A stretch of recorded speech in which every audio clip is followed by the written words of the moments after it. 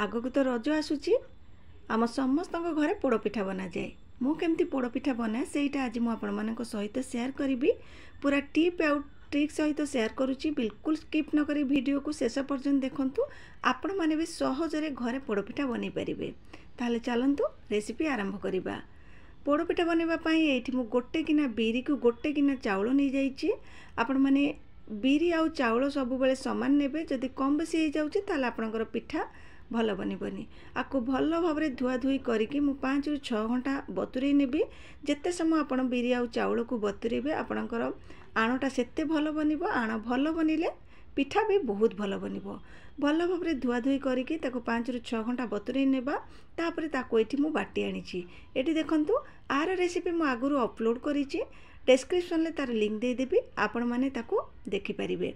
बिरी चाउल को बाटी सारा पर से मु लुण देके ताको भल भाव में गोलेकी 8 ରୁ 10 घंटा छाड़ी देइथिली। एटा को जेते समय छाड़िबे से टिके भल भाव में फुलिबो ताहले पिठाटे आपनकर नरम हबो। एठी गोटे टिप देबा पई चाहिबी।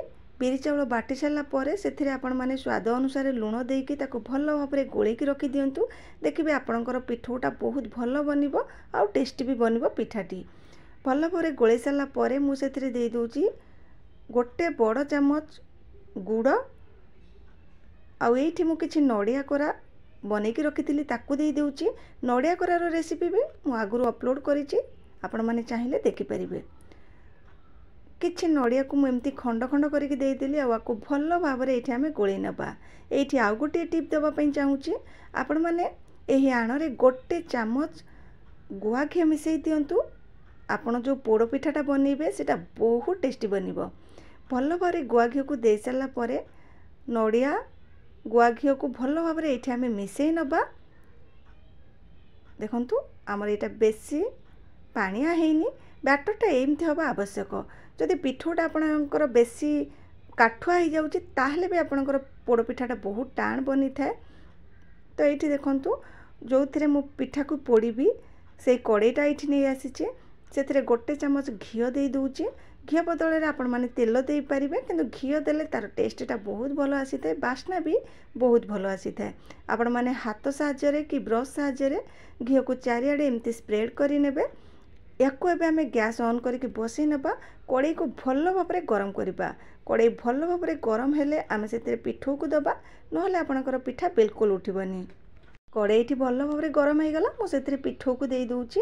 जेतिक आपण माने आण दबा पई चाहूथिबे पिठा जेतिक मोटा करबा पई चाहूथिबे से हिसाब रे आपण माने एठी लेयर देके करि परिबे। मु एठी 3 डंकी दे देली। आउ एबे ऊपर दे दूची अल्प किछि नड़ियार पुर। नड़ियार पुर रे मु एथिरे गोलमरीच गुजराती गुंड देकी बनैथिली। तार लिंक मु डिस्क्रिप्शन ले देबी। आपण माने देखि परिबे।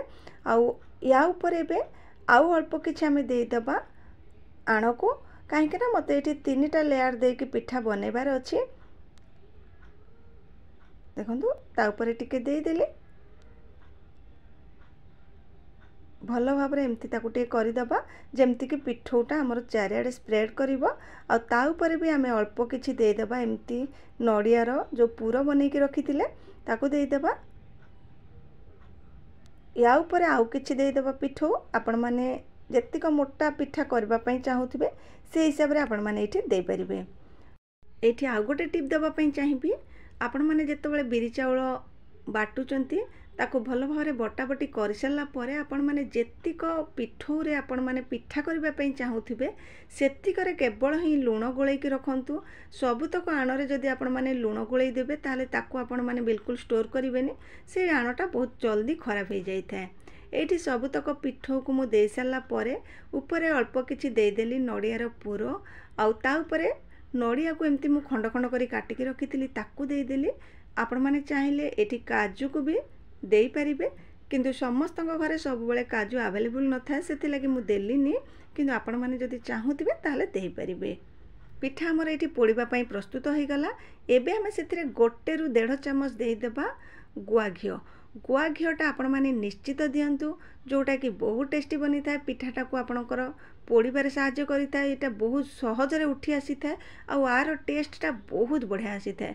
तो मु तो कहबी आपण माने निश्चित 1 ରୁ 1.5 चामच गुआ घी देके पिठा को पोड़ंतु। एठी आमे आकु कवर करि दबा पाखापाखी 20 ରୁ 25 मिनिट डिपेंड करे आपणकर पिठोटा केमती बटा होईची आउ से हिसाब रे आपणकर पिठाटा पोड़िबे। एठी मते पिठा पोड़िबा पई टोटल लागि जाइतिला 25 मिनिट। एबे ताकू कवर कर देली गैस रो फ्लेम को पूरा लो रे रखी की ताकू पोड़िबा पई छाड़ी देबा। 25 मिनिट मझिरे आपण माने गोटे थर चेक करूथिबे जदि पिठाटा बेसी पोड़ी जिवो ताहले टेस्ट आसीबनी। आ मु एठी 25 मिनिट मझिरे पाखापाखि 20 मिनिट हो जाइतिला। मु 20 मिनिट रे ताकू गोटे थर चेक कली आ देखली जे हमर पिठाटा हेइनी काहेकि ना पिठार साइडटा हो जाइछि किंतु पिठार मझिटा टिके सिझी नथिला सेथि लागि मु ताकू कवर कर देली आउ 5 मिनिट जाए। 5 मिनिट परे हमर एठी पिठा बनी जाइतिला। टोटल 25 मिनिट लागिथिला मते एठी पिठा को पोड़िबा पई। आपण मन देखि पारुथिबे केते सहज रे केते सुंदर टेस्टी पिठा बनै देले घरे। तो मु तो कहबे एथर रजरे आपण माने निश्चित एमती ही पोड़ पिठा बनांतु आ देखिबे समस्त को भलो लागिबो। 25 मिनिट परे पिठा को पूरा ठंडा करी नेबे तापरे आपण माने ताकू पीस पीस करी काटी खाइबे। मु एठी आपण माने को देखौची पिठा हमर एठी बनिबार टोटल 25 मिनिट हे गलानी। पिठा भी एठी हमर भलो भाव टिके ठंडा हे गलानी। देखोन केते सुंदर देखा जाउची। ए पिठा ना आराम से एबे आपण प्लेट को बाहर करि परिबे। हमर सुपर टेस्टी पोड़ पिठा एठी प्रस्तुत हो गला। जदि आपण माने को आजिर वीडियो भल लागिथिबो ताले निहाती लाइक शेयर सब्सक्राइब करि नेबे। जय जगन्नाथ।